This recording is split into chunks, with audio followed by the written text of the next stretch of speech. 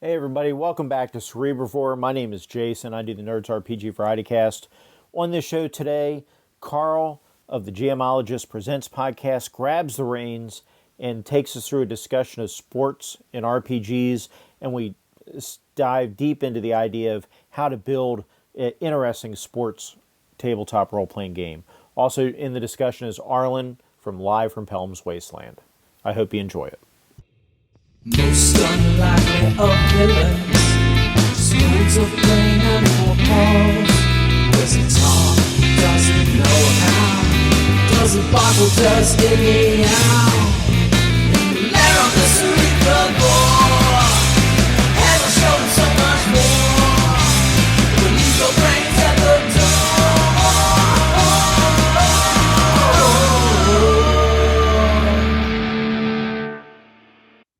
Hey, Arlen, did you catch the World Cup?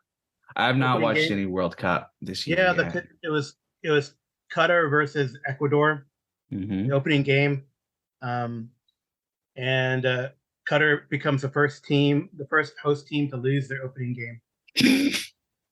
Yeah, so well, I mean, and they're touted as pretty good. I mean, as far as they won the Asian Gold Cup, but I guess compared to South American teams or European teams. Yeah. I mean, like Ecuador is competing against Argentina and Brazil. Right? Yeah. Well, I think that's a classic. I mean, it's like with a lot of sports where you have, a sport where some of the teams play each other a lot and others play each other only. I mean, like I remember years and years ago with NCAA football that there would be like not Big Ten or Pac-12, but whichever. I think it was the University of Oregon that was undefeated and was ranked like number 11 in the country after a number of teams that had already lost because they were just in such a weak league versus, that you had, because that was around the time that the SEC was really getting good. And then you had, I think USC, I think that was in 2005 when UT beat USC in the Rose Bowl. In the Rose Bowl for the championship. But there was still, I mean, Florida, I think had lost one, but they were ranked like number 4 in the country because they're playing against the SEC teams. And yeah, it's like it was kind of interesting. TCU, right? It's like TCU is undefeated, but no one's giving them any respect because they're in a weak conference, right? Well, they also have won by pretty narrow margins a couple times, which is, I mean, it's a win is a win, but it is still, it's kind of, I think TCO is probably better than people are thinking, but it is remarkable that because they beat OSU in overtime and they won by 1 yesterday, right? So a win is a win again, but still it's a, narrow margins versus being completely dominant. But well, I mean, I suspect they're going to play really well when they get to the playoffs as part of it. Then Alabama plays Atlantic, Peay, whatever that, how you pronounce that, and kill them 34-0. And they're like, well, and Bama played UT and only won by 1 because it was 20-19, and it's like, guys, UT's team is not that good this year, right? We're at 4 losses currently with 1 game left in the season, which is, I mean, it's not horrible. It's better than last year, but still, it's like, this is not like an all-star team. This is, remarkable the way that certain teams get like, huge accolades for what seem like easy, totally expected wins. Big Ten. Yeah. So it's funny. So we start talking about World Cup soccer, and of course we turn to football. Yeah, which becomes our conclusion is soccer is never going to catch up to football in this country. Probably not in the. Well, we'll see is football going to catch up to soccer in the rest of the world before soccer catches up to football here. Who knows? Probably not if teams have to fly to London and back in the middle of the season. I don't think so, because the rest of the world already has rugby. So if you want, they already have rugby style, beat them up, break. Well, and if a team was based in London and had to fly over here every week, they would be just brutalized every game because you're losing basically like a full day of training and still need some recovery time from all that. Lag. Yeah, I mean, but they had a great idea. Still get Tom Brady to come out of retirement, and everybody would be like, "Oh, they might be the best team ever this year." Yeah, the London. They tried to do Monarchs. like the World Football League, right? The World Football League thing, where they Yeah. had teams in Europe. That would have been good to have. Like, I mean, the NFL would. I think the NFL could benefit from like kind of like what baseball does. It has like a minor league level. Yeah. I think that'd be great. I mean, there's like Arena League, and there's a lot of people who use Arena League as a stepping stone to get into the NFL, at least get on practice squads. But I think part of what's hard. Then again, I guess go ahead. Because NFL football, the wear and tear on the player's physicality is so different for different positions that I think that's one of the big things that makes it harder to have like an extensive minor league thing. Like baseball, obviously if you're throwing 105 mile per hour fastballs, you're gonna wear out your shoulder at some point, but it's not like being like an offensive lineman for the NFL where you get maybe 3 years at most, right? But then minor league for NFL really is NCAA, right? Yeah. As much as we've already got all of that. As much as grognards in that arena, not grognards in gaming, but grognards in the arena that go, oh, they shouldn't be professional. They're getting their college paid for already. I mean, the schools make millions and millions, if not billions of dollars on these young men blowing themselves up every weekend. My favorite argument is, the rich schools will be able to pay their athletes more so they'll have better football teams. Like, have you looked at NCAA football in like the last 20 years? The rich schools already have the best football teams anyway, right? Like, it's not like there are kids being like, oh, well, I might go to Stanford or I might go play for, UT El Paso. It's like, that's not, I mean, yeah. Is not like the rich schools are. I mean, they might get a further benefit, but still, it's not like they're not getting shitloads of benefits already from all of the off the book stuff, right? Yeah, and I would say like recruitment probably. I don't like the shady side of recruitment where I think that should be a little more fair. Let the guy decide where he wants to go without all the alumni associations, buying him cars and stuff. But I think once they get in, the player should be able to benefit from their stardom, right? Yeah. I don't. Well, and especially, and I'm glad the NCAA got rid of that rule that they couldn't. Yeah, no, I totally agree. Well, and I think similarly, one of the benefits of recognizing student athletes as professionals who deserve to get paid is also that you start to allow for the opening of like labor rights applying and stuff like that. I mean, there's so much kind of scummy stuff that goes on with regard to, a student athlete who is dependent on their scholarship to go to school who, for whatever reason is having trouble on the field or off the field and gets in a really rough place, as opposed to if you're like, no, it's like striking at a store or something, that this is, this is just part of labor relationships, rather than it being like, well, the coach is going to call him in and say, all right, well, you got to play an extra, 2 hours at practice every day, and say, well, how am I going to pass my classes and all of the, I mean, it seems like that's one of the roughest parts, is because so much of it is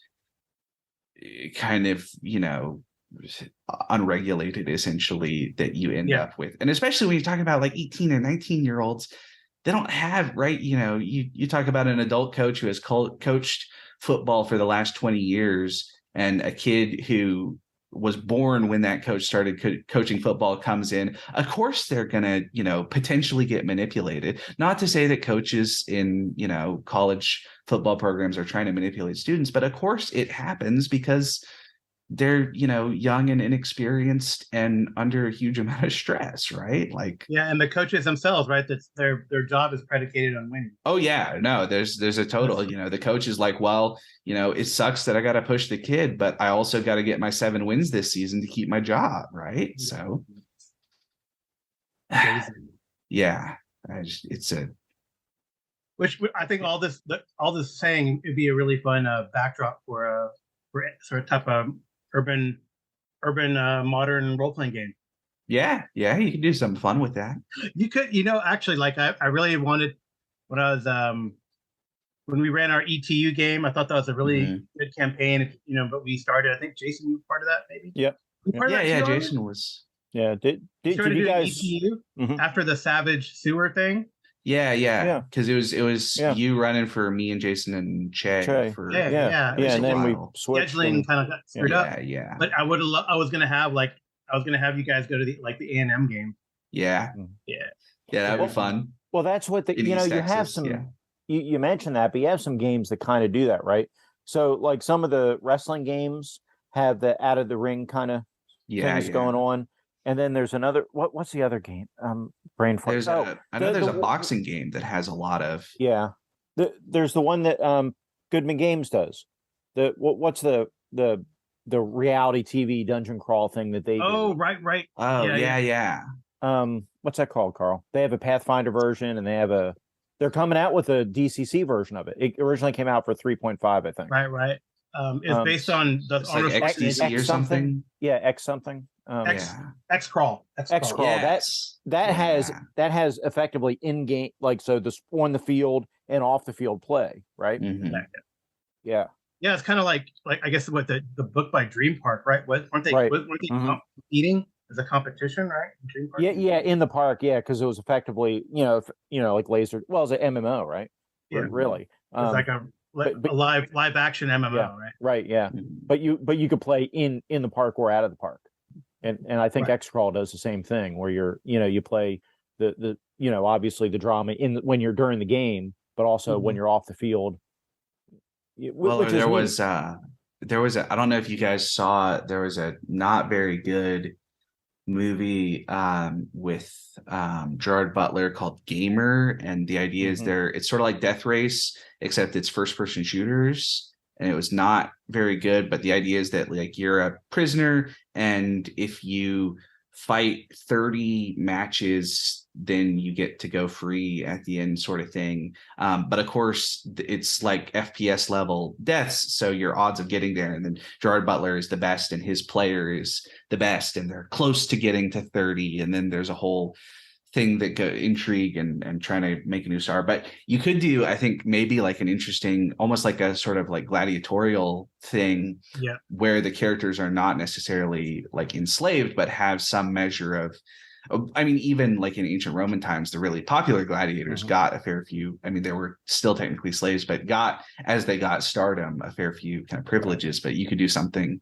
kind of similar to that, right? With the running man, with Schwarzenegger, like the reality TV star, where the reality TV is very, very violent and kind of struggling with in the same way, sort of like the idea of like a football player move into or any professional sports player move into an opposing team and playing against the people that they've been working with for maybe even years, right? And that you could do things with that, of like, the opposing ludus bought one of your best friend gladiators, and now you got to fight them, and that's cool. Well, it's Blood Bowl the RPG, right? Which I'm surprised they haven't tried to do.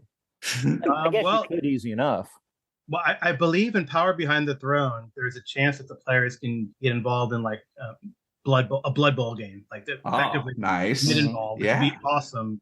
Yeah, that'd be super fun. Yeah, I wonder. I got to look up. They actually have in the companion book the rules for the game. Oh, how awesome! To run it. Yeah. So that'd be really neat to just do too, as as a one shot or something. Yeah. So that's pretty interesting. I mean, that's cool. I like this talk and idea of putting real world games or some sort of competitive game, lethal or not, into your RPG and as a backdrop. I remember one of my favorite stories. I don't know if you ever guys read the Myth Adventures stuff by, I think it's Robert Lynn Aspirin and company. I know the series, but I haven't read any. But they had one short story where they did play in like a bowl game, like a football type game. So it's really fun. It was crazy. It's really fun how they did it. I think we're using kind of like fantasy football, not like fantasy football like picking players, but like Blood Bowl fantasy football. But even like the medieval tourney circuit in actual history was very similar, nice right? Tale, right? It's, Right. yeah, well, it's a lot of, especially kind of, young men who do not necessarily have a lot of other prospects outside of being good at tournaments. And it's a violent practice. The story that I always remember is William Marshall, who at the end of one tourney, the blacksmith had to repair his helmet because it was so mangled before he could take it off. And it's like, yeah, it's not a non-con. It's not like playing flag football, right? There's a fair bit of, and obviously dangerous. Plenty of accidents that happen, but even the point beyond just like accidental contact, that there's you're still using sometimes normally blunted swords and blunted lances, but I mean even a blunted lance from like a straight charge, you can pretty easily smash through somebody's chainmail armor and gore them pretty bad. Well, and King Henry that was married to Catherine de Medici took a splinter in a friendly to the eye. Yeah. I don't remember which Henry that was. I apologize, all our French-speaking listeners, but old D&D had jousting rules in it. Yeah. And you definitely could do that. Or Pendragon has more than a few. Pendragon has. Yeah. There's a whole adventure on learning how to joust. Yeah. Although I don't think they have. That's one of the thing about a splinter to the eye. That's actually one of the like core things with historical jousting discussion, is that basically the way that you can tell a really, really good night, it's sort of like baseball where you have to keep your eye on target the whole time. But in order to keep your eye on target when you've got a helmet with a little visor, your eye slit basically has to be in the line of fire for splinters and misplaced lancer stuff. So it's basically a demonstration that in order to be a really great jouster, you have to be kind of brave enough to keep your eye on target, rather than the not as good jousters pull back so that their eye slit is, they can still see like the top of the opponent's head, but they can't actually see the target that they're trying to hit with a shield. And so they don't hit as cleanly, but they're safer from accidents and stuff. And it definitely is pretty fun. I think in my experience, whether it's a tourney in Pendragon, or it's a like a tournament situation like I've run in Warhammer Fantasy, players get really excited, even though they're not the main focus. Like if it's a round robin, like I know in Pendragon, usually it's like round robin. And some players, they might joust each other. They're probably jousting it. Generally an NPC. I've had it. I played where in a L5R game, Legend of the Five Rings, where it ended up being player versus player in the final match, and that was fantastic. One of the best. Yeah.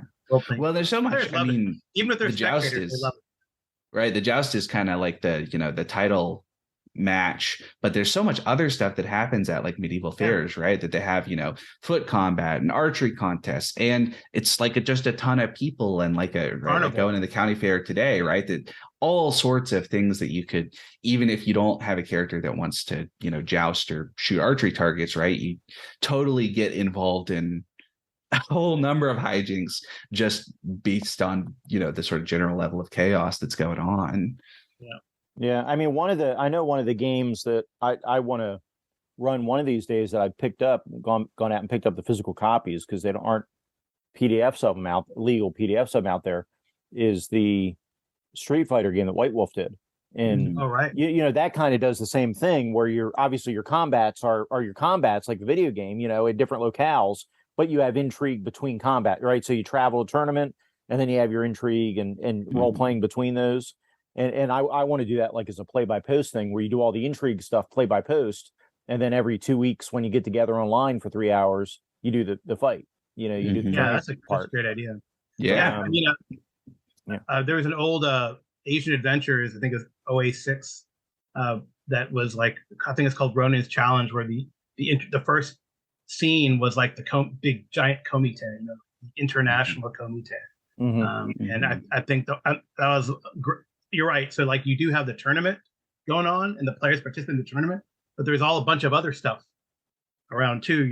Then like just like in like a lot of these martial arts style movies, right? You have the tournament going on, everything from Enter the Dragon to to Drunken Master, right? Where then but then you get the fight, the off tournament fight in the tea house, and right.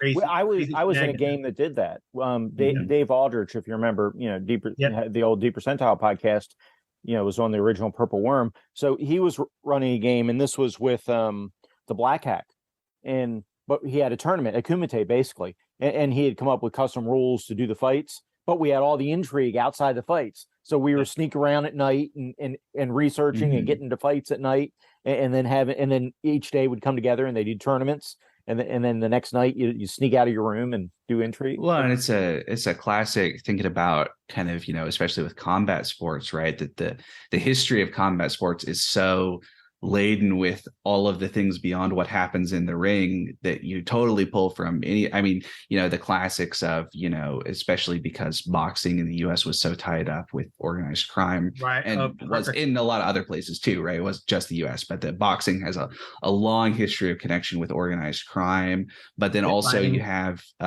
even just the training, right? That the idea of especially for like modern combat sports, right? Like you spend weeks and weeks training to get into condition, and there's so many things.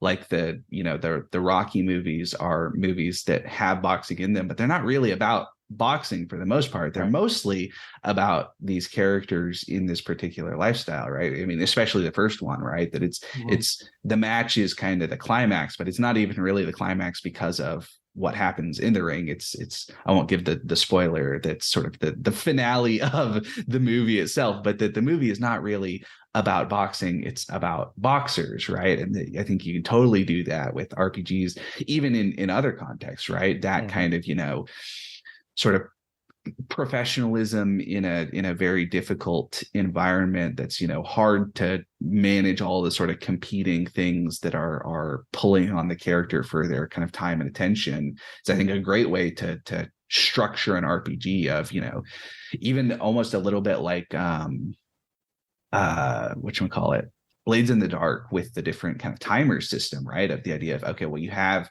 kind of 3 turns before the big thing happens, and you have 6 different things that you would like to get done, but which ones are you going to prioritize versus which ones are you going to just kind of let them slip because they're not important enough to you, right? Well, I think you could boxing's a great example. I agree. Movies like Rocky, Raging Bull, Raging Bull also, of course, everything that comes around that. You could have players be the boxers, or you could have players just be are involved in the even something like Snatch, them, right, where you're like the promoter and trying to kind of manage all the chaos that comes from all of the being a boxing promoter and trying to manage your athletes and manage the organized crime and all the different pieces that come with that. That could be really fun too. Definitely. Racing would be a great way to do that too, because racing, you could have like motorcycle racing, car racing. You could play this as serious or as campy as you want. Everything from Talladega Nights to something more serious. Like was that recent Formula One movie that came out, Ferrari versus Ford. Yeah. So you could totally have you have a promoter, you have the driver, you have people around the mechanics, right, the pit crew, whatever that means. That's really all that. Yeah, that's all that cartoon was, right, Karl? What was it? They made the movie. Eraser? No. What was it? Darn it! I'm brain farting. Fast and the Furious. No, the cartoon. Yeah, that's a cartoon. I know. No, that was the joke. Well, what's the cartoon? It's a Japanese anime they made into a movie. Speed Racer. Speed Racer. Yeah, Speed Racer. Yeah, that's it. Yeah, because that's all that is. The race, it wasn't especially in the cartoon. The race isn't. It's there's some sort of adventure going on peripherally in the race. Yeah. Well, yeah, and there's so much you could. I like that idea a lot. Partly because I think one of the things that, depending on how kind of into, especially as they call it, motorsport, you may not kind of know as much, especially about like the technical stuff. But there's so much technical expertise that goes into a lot of that, and there's so many kind of different pieces that I think create really kind of interesting moments for player tension and player decision, right? Even basic ones like it's kind of a classic in Formula One that obviously, because they're outdoors, the weather is not controlled, and you get to do test racing basically on the track before the day of the race, and go around in circuits around the track to like learn the different turns that you need to make, because they do like 30 circuits, so you need to make those turns a lot and all that sort of stuff. And obviously to do it at high speeds with very, very small areas, you need that practice. But sometimes, like, it's raining on test day and it's dry on race day, and it's like, well, what the hell do we do? How do we figure out how to deal with this kind of uncontrollable circumstances that are obviously going to impact every driver in the race, but are going to be like a big deal, right? You obviously want to practice on wets, but then how do we kind of translate what we learned from driving on wets to driving on dries? How do we take our, especially, you could get really into like the simulationist side and talk about like, adjusting your flaps and adjusting your angle of attack, and adjusting your fuel mixture for different combustion, all that sort of stuff, all the different things that go into. But even without, I think, all that technical detail, you can really get into this idea of, there's sort of a complicated and difficult problem that requires the party to work together to figure out what to do about it.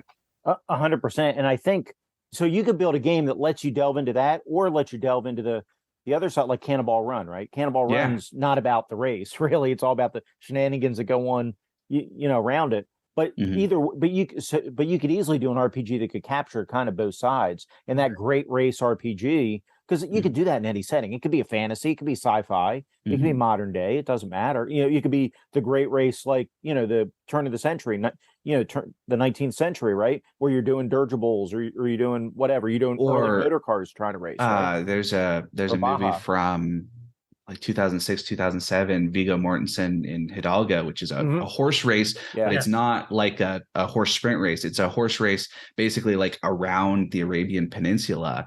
And there's so much that you could take from that, because it's not, there is the race and there are some, climactic sprinting on horses moments, but a lot of it is all of the other. It's very much like a travel sequence in an RPG where he's figuring out how to feed himself and the horse, and all the different intriguey stuff with, because I think part of it is there's a love interest who is connected with the event, and all the different things that come in beyond just getting the horse to run fast for a short distance.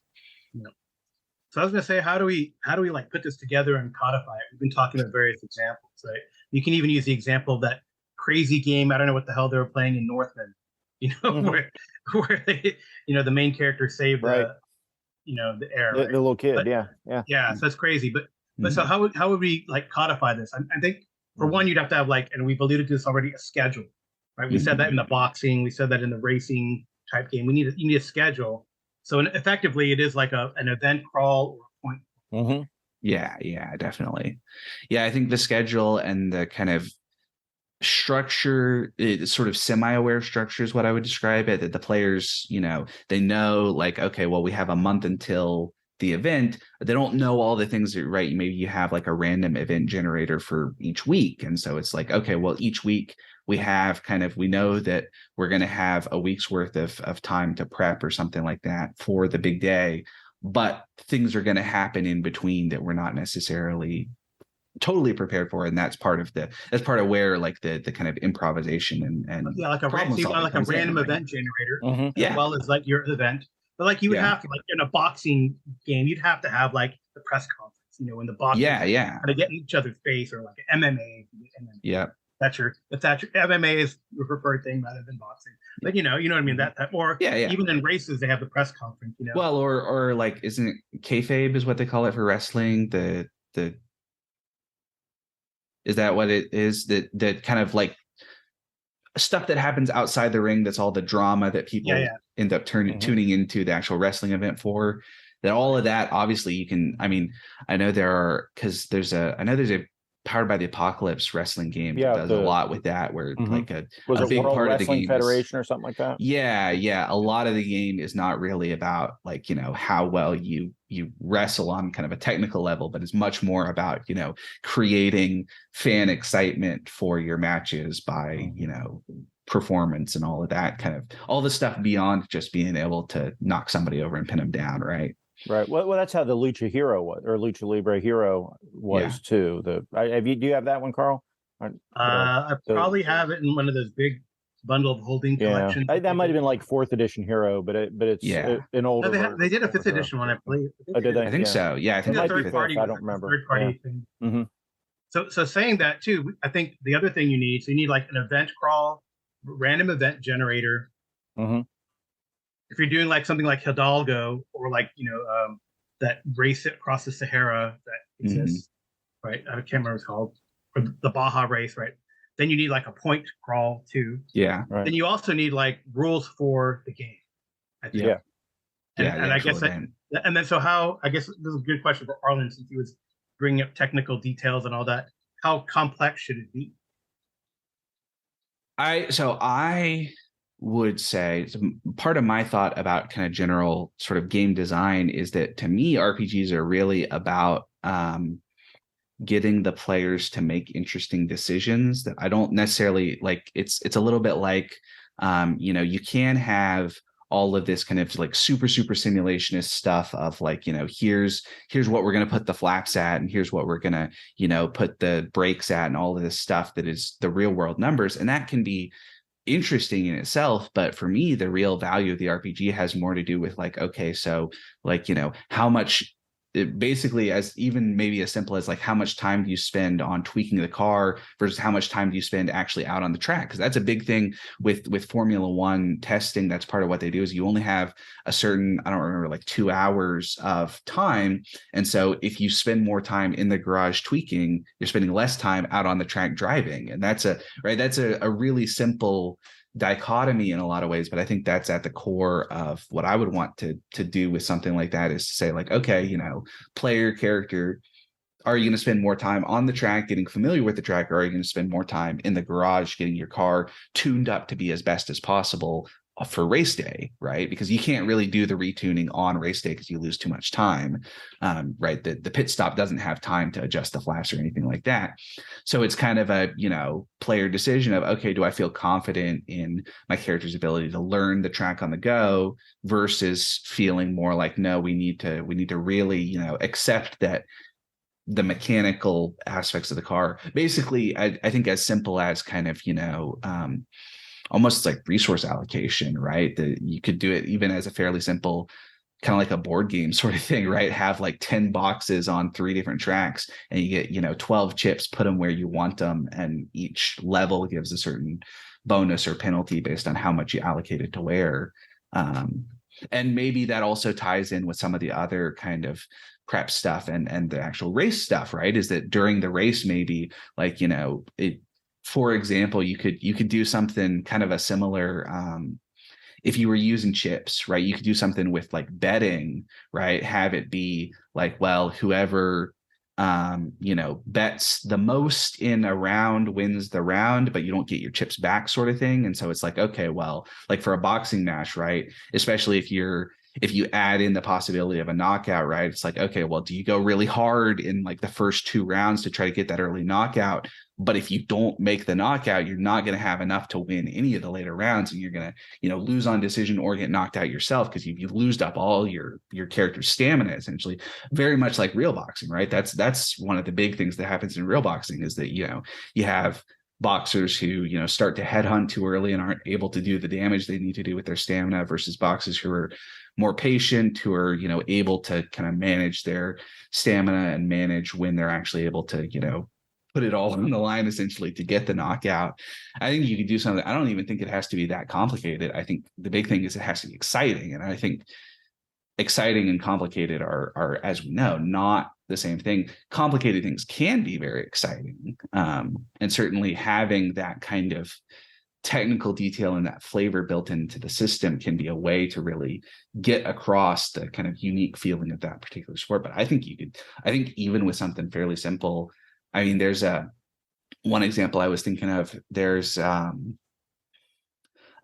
Forged in the Dark game that for some reason I can't think of the name, but basically you play as mecha pilots. And so there's sort of 2 halves to the game. There's the sort of out of the suit stuff that you do as the pilot, and then there's the in the suit stuff that you do in combat, basically. And that's in the default game, it's very much kind of, you know, fighting as the mecha versus doing stuff as the pilot outside of combat.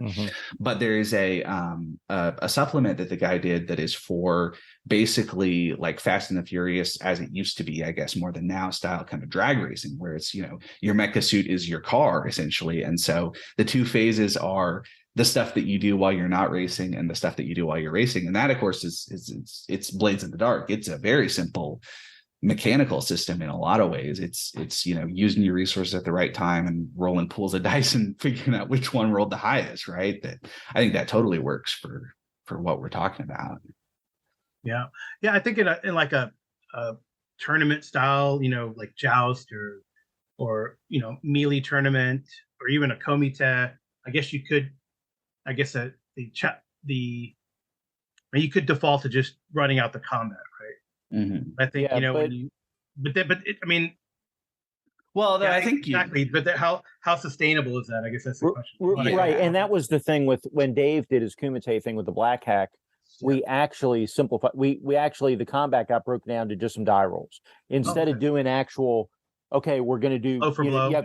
Blow for blow fights. It was actually okay. This is what you're going to do, and you got a dice pool and you rolled, and you know, he came up with homebrew mechanic. Because the interesting when we're doing the intrigue portions, we're sneak around the castle at night and we encounter the guards. Then you do the entire fight, right? Yeah, you use your normal mechanics, but the fight inside the Kumite part is more of a montage, and that's actually how we played it. You'd roll and then you narrate if you won or lost that round. You just narrate it, and that way you got montages like you see in the movies.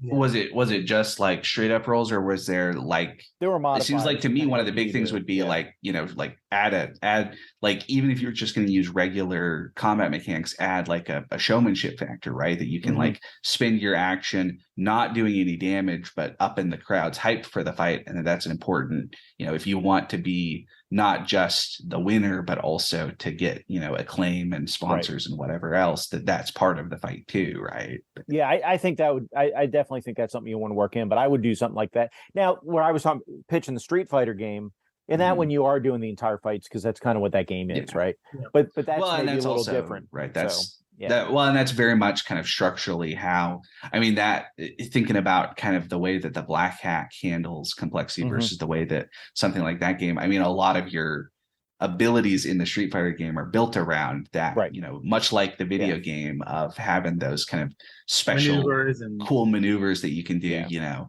It's Mortal Kombat where Sub-Zero rips the dude's spine out. But it's effectively It's a side scrolling. That sort of thing. It's an RPG. It's a White Wolf combat too, right? White Wolf combat is generally they've added a ton quick and deadly, right? You resolve, and I mean, if I'm thinking it's similar to, like, I've never seen the Street Fighter rules, but I'm thinking of similar to like maneuvers in Exalted or whatever, then it's going to be.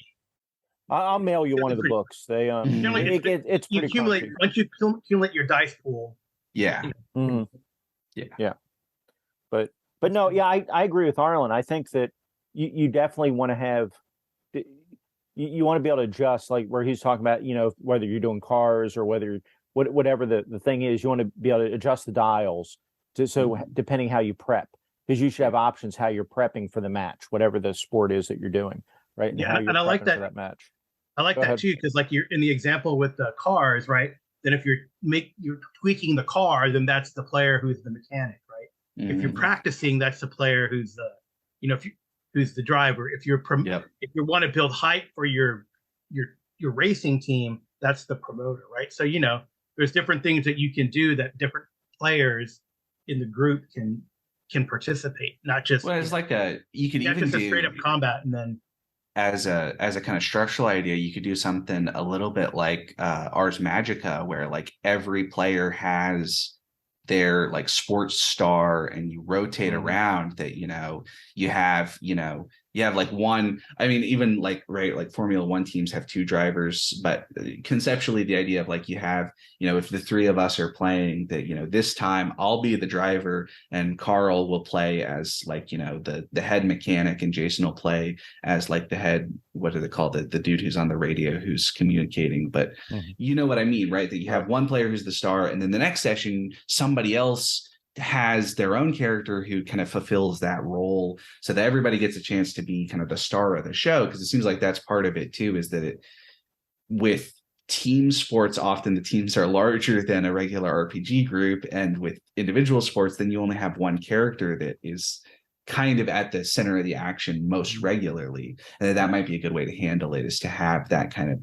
of like, or even to use like the gladiator example, right? You could have like a ludus that everybody is managing, but you have, I'm going to play as, my backup gladiator for the undercard fight, and I'm going to let Jason play in the kind of main event fight as his kind of star gladiator. And that'll be, maybe we even use different mechanics. I think we did that for the gladiator match in the pit fight in Sword and Scoundrel when I ran it, that we had simplified combat for the kind of 2 undercard fights, and then we used actual blow by blow for the main fight that you were playing, Jason, right? Yeah. I think something like that could work relatively easily, right? Kind of summarize the stuff that is not necessarily going to be as kind of big and exciting, and then get a little more nitty gritty in for the really exciting kind of moment by moment.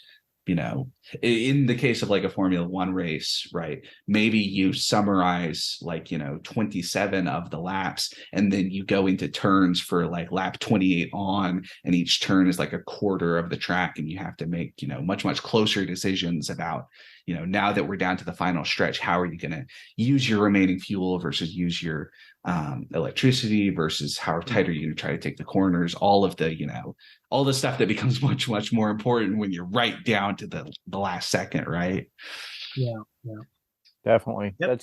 So with traditional thought, you would do something like GURPS, or you do something like Riddle of Steel, where you can zoom in, zoom out, you can add mechanics, but that's not very exciting to people that are joining the hobby. They think GURPS, ooh, right? and I'm not putting GURPS isn't my favorite system, but I'm not putting it down, because it actually lends itself to this. You have GURPS Lite, which is like 2 pages or a page or something, and well, you totally have skills and sub skills as your way of modeling all of the kind of complexity stuff, right? You have like a driving 12, but then you have like cornering 13 for when you get in close, right? Yeah, so GURPS would 100% do this. People shy away from it, but it would definitely work. But I think something that abstracts, like Arlen said, like the Blades of the Dark thing is really interesting, because it would do this. You could definitely do it like a Powered by the Apocalypse thing. It would definitely be more of a abstraction in a lot of the ways. So it depends how simulationist you want the game to run, which of these kind of systems you use, right? Yeah, for like a racing thing, you could even try using the chase rules for Savage Worlds, right? Yeah, definitely. Yeah, you could totally do that. Because they give a random element with the cards. People love them. For some, even though like we've always say, like Savage Worlds on paper, it seems clunky, but when you deal out those cards, people love it. I don't know. What it it's such a kind of tactile element of, everybody perks up at the beginning of the round. Cards are getting dealed out. Yeah. So actually, Savage Worlds is great. Karl's. I think you're right, Karl. I think you could use. In fact, I'm surprised. There's so many Savage Worlds games. There has to be a Savage World sports game out there. Yeah. Well, I did do one at a convention, right? So they did rollerball, and they did the rollerball as a sort of a chase, but not spin by spin, right? You had a chance to. There are different phases, and you had a chance to. Well, I didn't think different phases, it would be. Then you accumulate points by doing that. You could totally do different. Not for a chase, but use some of the kind of chase mechanics from Savage Worlds, even like for a boxing match, to be like, how close are you to forcing a finish, right? That you're essentially, you got the track of cards that is basically not tracking like your positioning in the real world, but is sort of positioning who is, dominating that moment in the action. And then you have your different, you roll your fighting for your actual boxing, but then you can also like, maybe have kind of supplemental actions, or maybe you have like roll something plus fighting each round for your 2 actions, or somehow to make it so that you're like, okay, well, am I going to, headhunt this round versus am I going to cover up versus, and just have that kind of chase tracker be how you model getting to essentially the end of the fight. And maybe even have, because I know with Savage World chases, you can have like a total max rounds, and that could be that's the the total rounds of the match. So right, like it's the bell. Yeah. Yeah, that's your your 10 rounds of action or your 10 rounds to get the bell. And if nobody reaches the end of the chase before that, then it goes to decision, and you see who's in the lead and all that sort of stuff. But I think that could be a really cool way to abstract that sort of thing. And with the fighting, you could even have a knockout blow, right? Yeah, yeah. If you do a huge hit, maybe even, because I know in the default chase rules, I think you can only move up 2 steps normally, but you could get rid of that for something like boxing to say, like, if you get you get more raises on like a specific action after, maybe even after a certain point, you could say, like, if you're in like the last 3 slots, you can get an extra raise or something to represent like that push for the finish sort of thing, as a way to do it'd be kind of, you could see it getting a little clunky if you added too many things, but I definitely think you could create something fun out of that kind of, back and forth, and of course in Savage Worlds, everybody at the table perks up when a dice explodes 2 or 3 times. It's like, rolled a 28 on a D8. Holy shit, what does that mean? Right? You could do the maneuvering to either distract or make yourself harder to hit, or distract the opponent, or make yourself harder to hit. And you could use that the moving part of the chase mechanic to like you were talking about, how to the long, kind of like what the Muhammad Ali long-term strategy, endurance strategy to get yourself ahead, right? Get yourself ahead. Yeah. And I think what was interesting, and the cool thing about the team thing and the roller derby thing, is that you had different roles for everything. You had like you had the gunner who was going to just be racing, you had the blockers, right? You have different positions. I think that would actually that's what made it really fun, is that then everyone could have a different role. Like for sure the gunner would just keep going.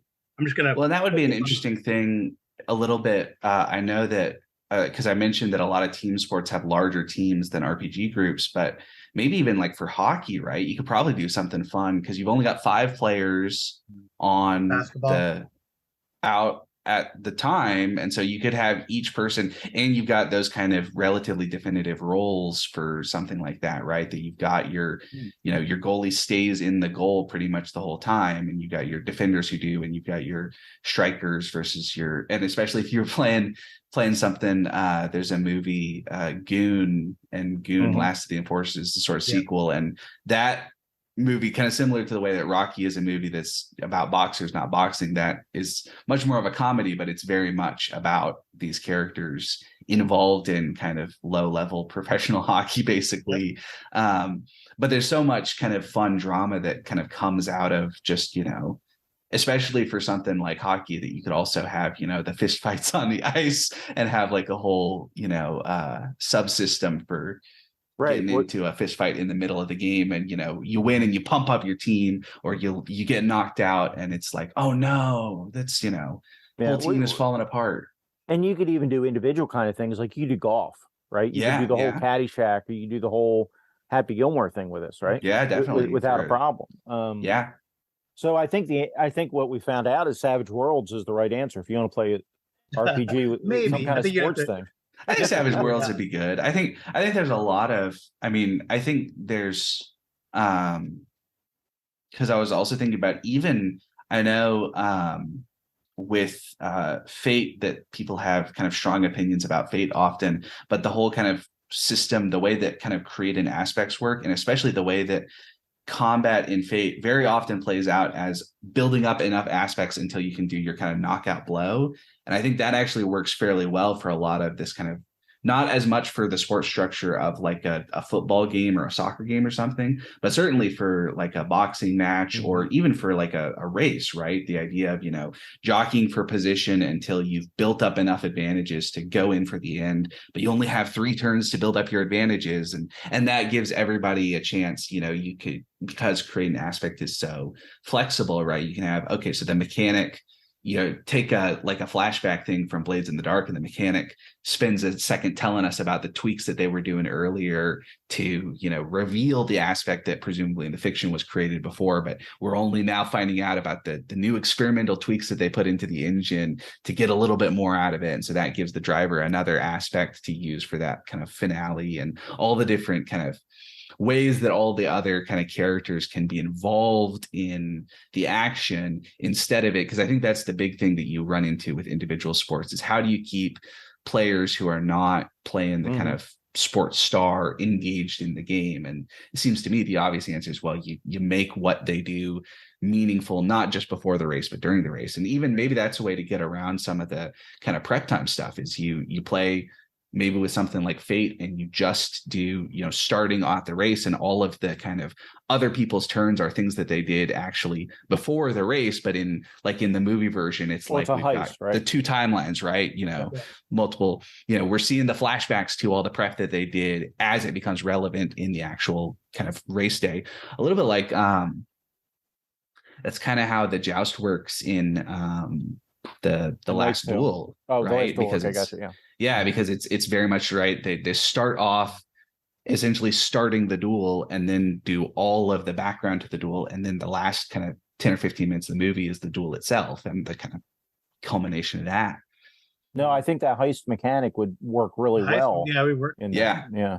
So I did have another question about this whole sports thing, because we've been talking about individual sports and then, small teams, right? So, even like Blood Bowl is like a small team, right? But yeah. What about like baseball or football or soccer? Like, how do you,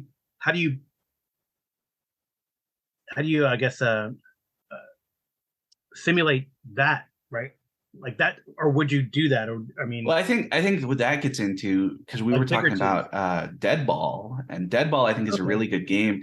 The biggest issue with Dead Ball that I see is that it is not very much of an RPG, basically, which is, it's very much like when you move to like miniature skirmish wargaming from kind of RPG combat, is that you have a lot more kind of decision making on how to win the battle, or in the case of Dead Ball, to win the baseball game.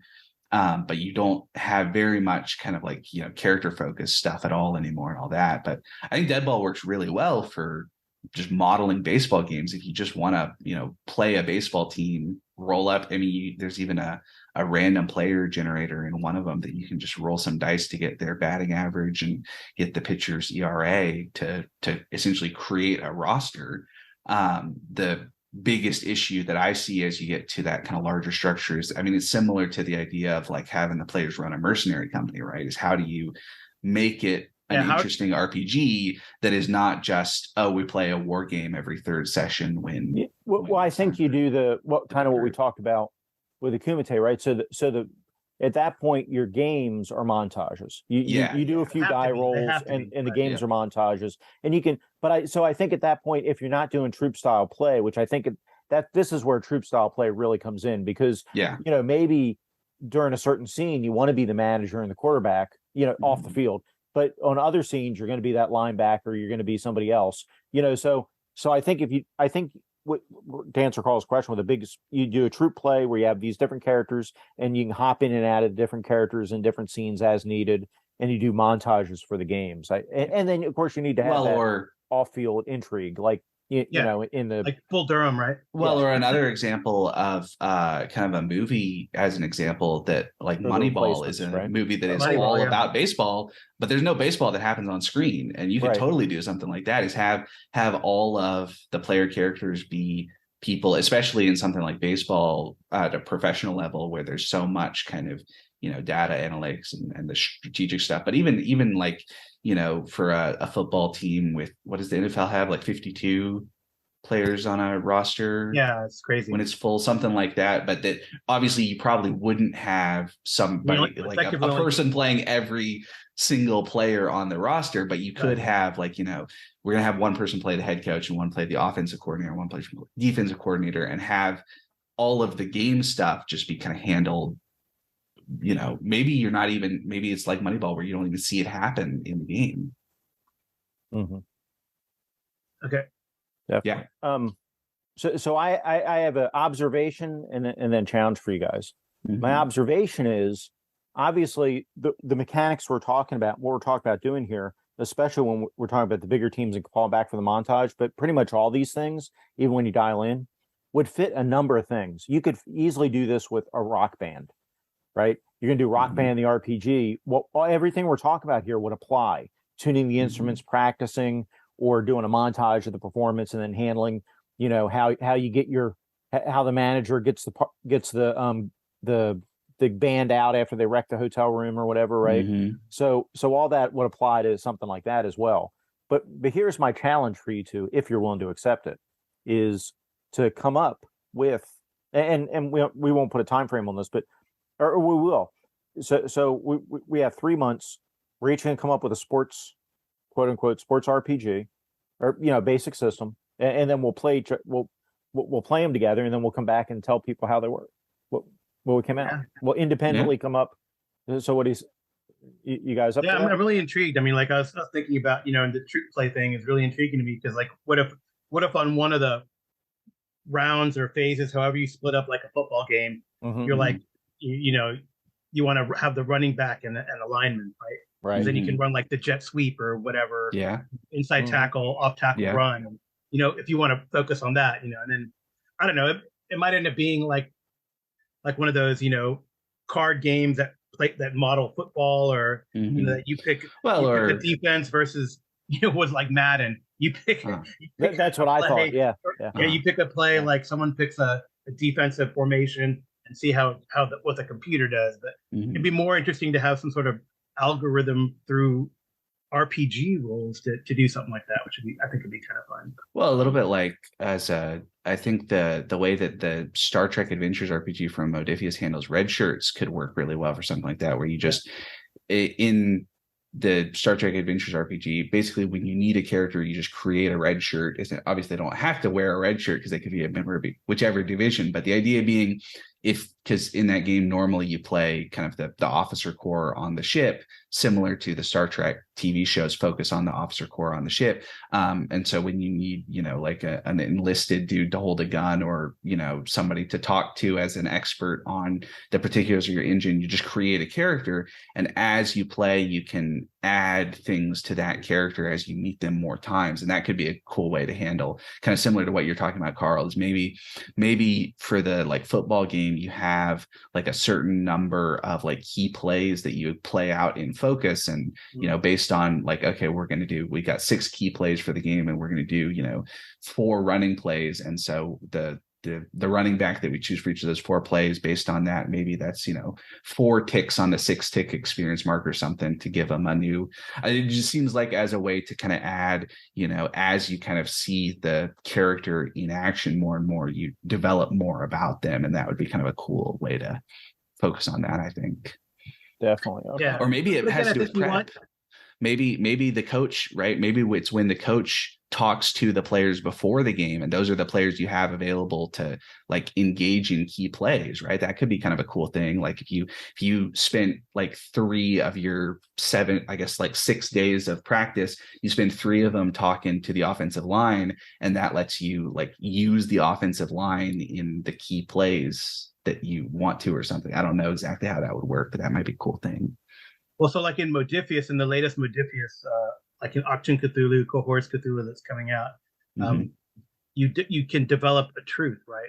Yeah. And you work on that, and you develop a truth that ready for running plays or whatever, type of thing. So you could, I think, the 2D20, and especially combining that with like what you said with Star Trek and Dune to some degree, this idea of like people in the background that you can call on, because Dune uses that mechanic as well.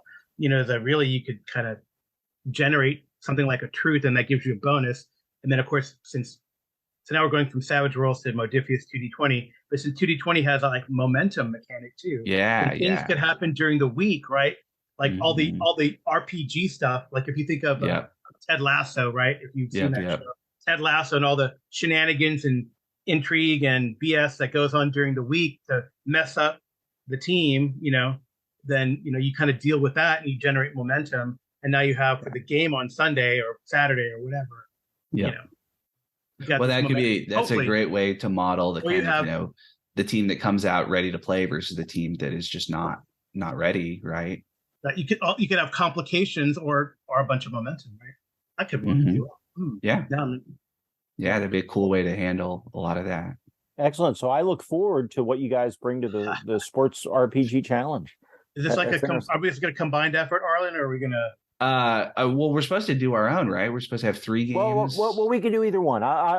My initial thought was like Iron Chef because my wife was watching Iron Chef yesterday. So you know, go off do your own thing. But we could definitely do a combined one. I think we could do a combined, or we could also. Matter. It could be easy enough. We could even just like start with like brainstorming games that already exist and try some of those out as like a, you know, in the classic way that you wouldn't write a book in a genre that you don't read, right? So play some RPGs. That could be a fun thing. Just, you know, we'll play some RPGs that model boxing or racing or football or whatever else and get into that. And then we'll have the experience to make our own RPGs that Jason wants us to do. There we go. So let's set a deadline for ourselves. Okay. All right. We're recording on the 20th of November. So we need to be realistic. We got holidays coming up, everything else. So nothing crazy, you know, we're not talking about we're going to come back in December of having played 5 sports games or anything. But what do you guys think is realistic to revisit this in February, March? Sure. I think in honor of, you know, the greatest sport of all time, gladiatorial combat, we should have our date be the Ides of March. There we go. For Julius Caesar, March 15th. There we go. Okay. Let's do that. So we will reconvene on March 15th. And we'll have done something. I don't know what exactly we'll do before then, but we'll do something. Well, I do say there's some 3. I feel like based on the discussion, there's 3 contenders, right? Savage World seems to model at least chases and something like that. And Arlen even brought up like a boxing, like a one-on-one match, the chase rules.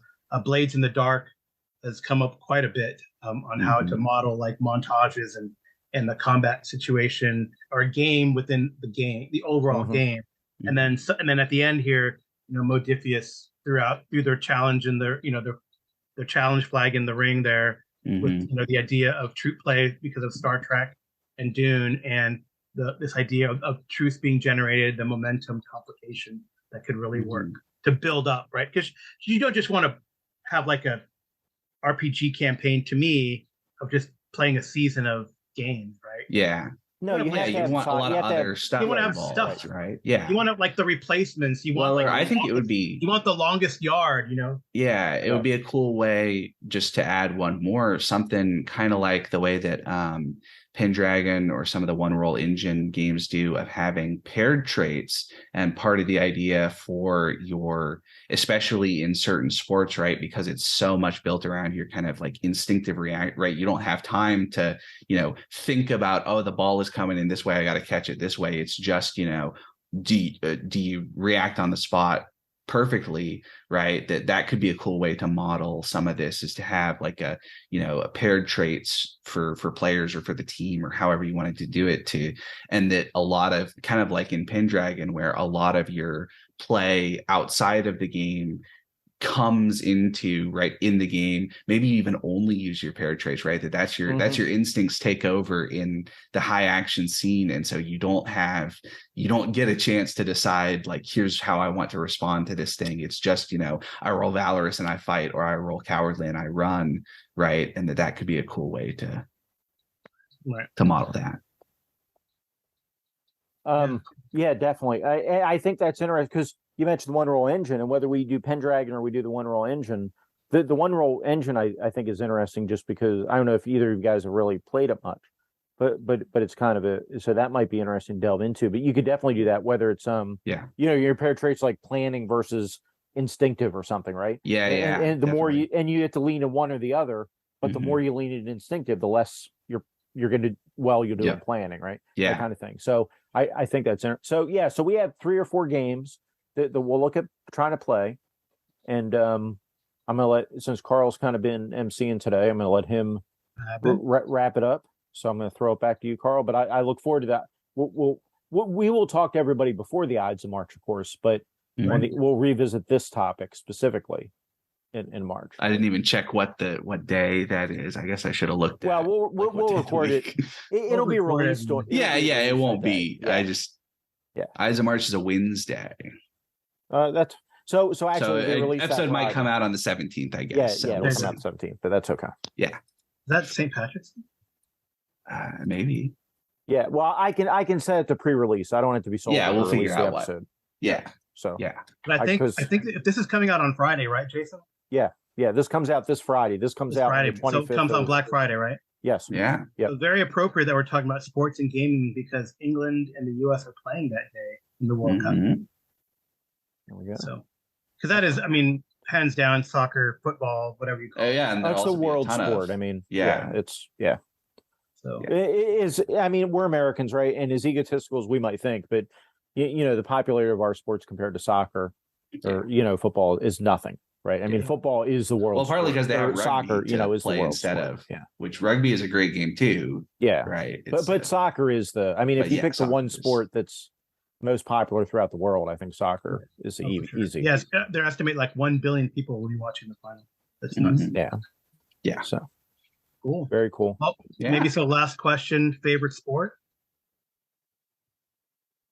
What's your favorite sport, Jason? I don't get time to watch. Yeah, I don't get time to watch sports, Karl. So, but if you had a favorite sport, what would it be? Curling. I knew you were gonna say something like that. That's funny. Okay, Arlen.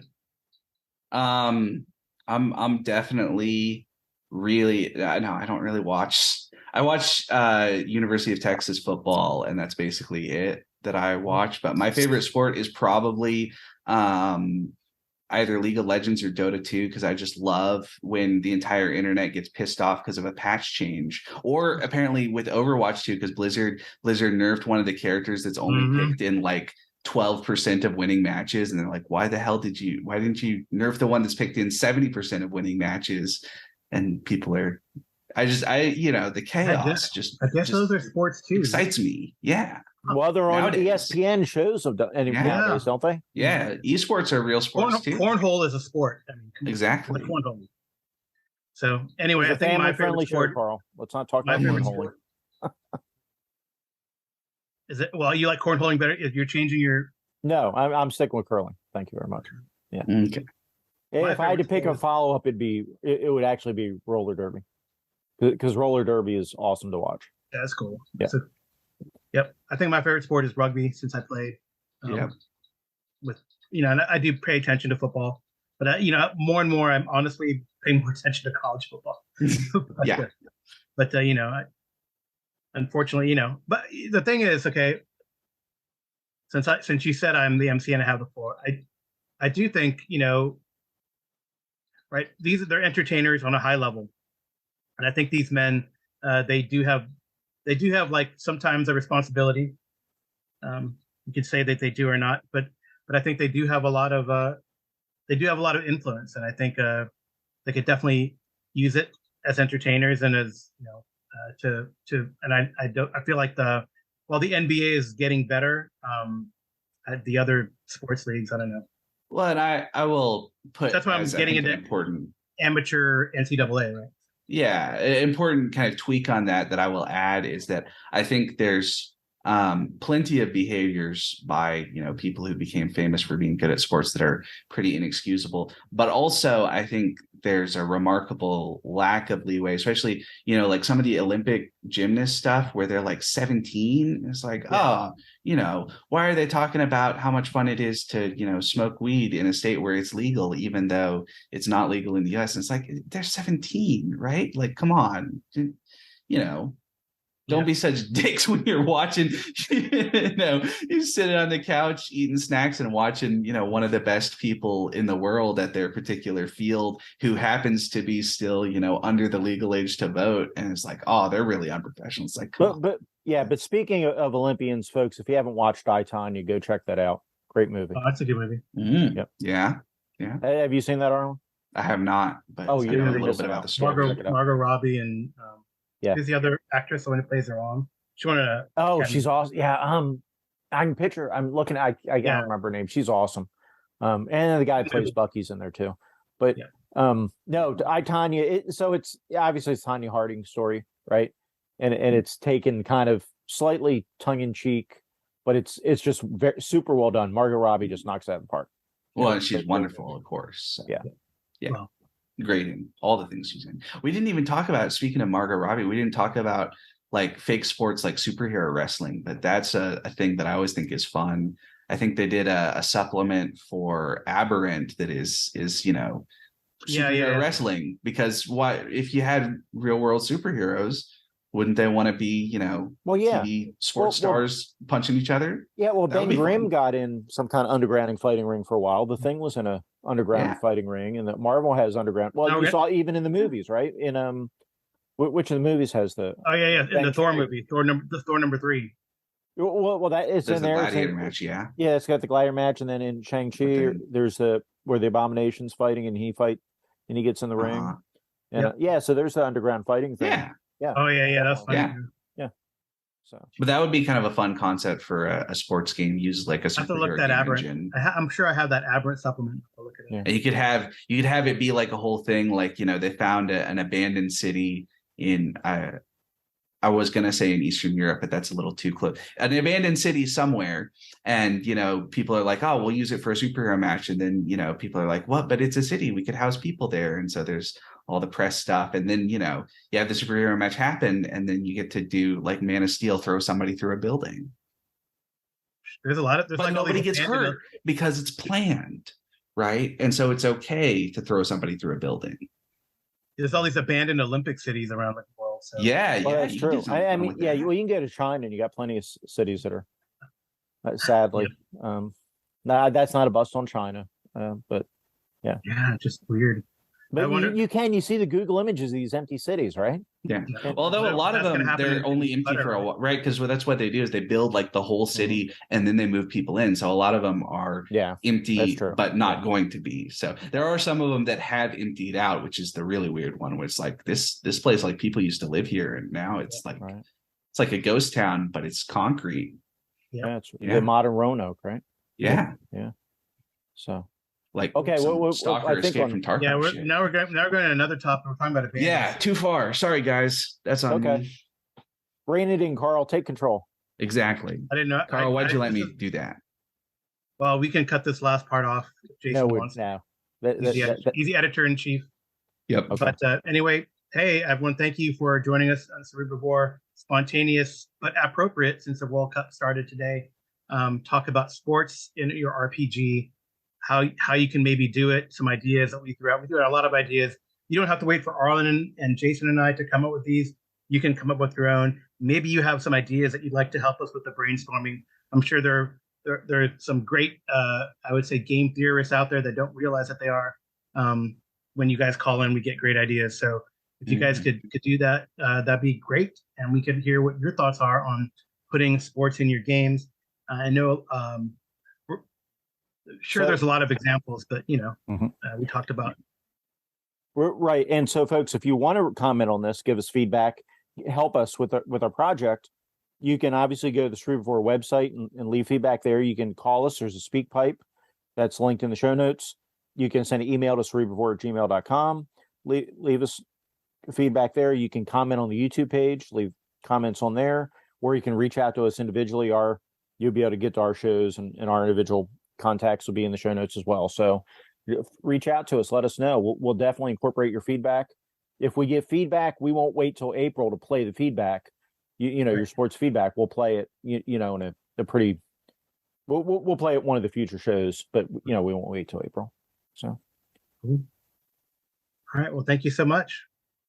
Well, thank you, Karl. Thanks for inviting us on. Yeah. Thanks, Karl. I think it was, anyway, whatever. Jason instigated it, everyone. A Nerd Central broadcast, Cerebrovore podcast. Let's savor all the flavors from the spinal tap straw.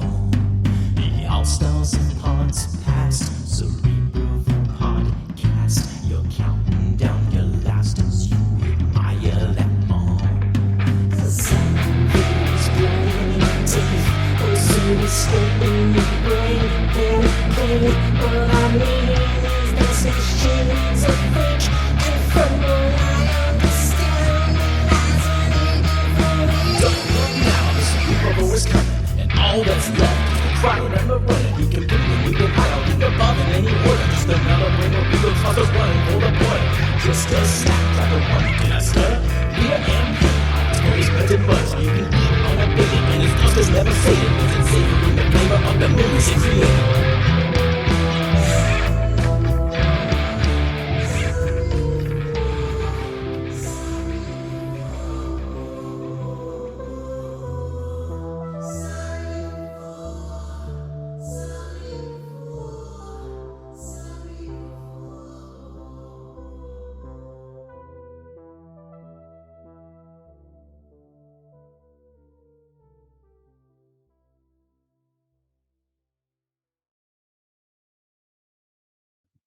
Hey, Jason's the I did man learn behind the today. screen. I was He's able doing to the shave with my puppets. left hand, so I was able to shave with my left hand today. Nice. Well, that's I'm becoming ambidextrous. there. You go. That's one thing getting hurt helps you do, right? Getting a grip. I think is that a talent or a feat? Anyway, that's another game. Yeah, that's another game. Well, that's a topic for another day. Mm-hmm.